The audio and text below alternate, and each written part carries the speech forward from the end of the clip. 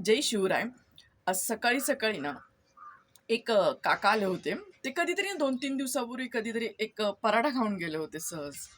अ, आणि तर त्यांनी आज आल्याच्या नंतर सकाळी चहा घेतला. चहा घेतल्याच्या नंतर मला त्यांनी सांगितलं, की मला पराठा एवढा आवडला. तर ते म्हटले, की मी अक्षरशः माझ्या घरच्यांना फोन करून सांगितलं. ते इथे राहतात कुठेतरी कामाच्या निमित्ताने. तर ते म्हटले, की मी घरी फोन करून सांगितलं अक्षरशः, की पराठा मी खाल्लास तर खूप छान होता तो पराठा. म्हणजे त्यांच्या तिकडे पराठा बनतो वाटतं रेग्युलर त्यांच्या घरामध्ये.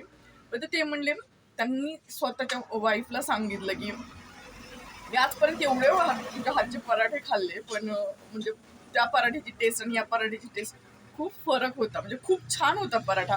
क्वालिटी पण खूप छान होती.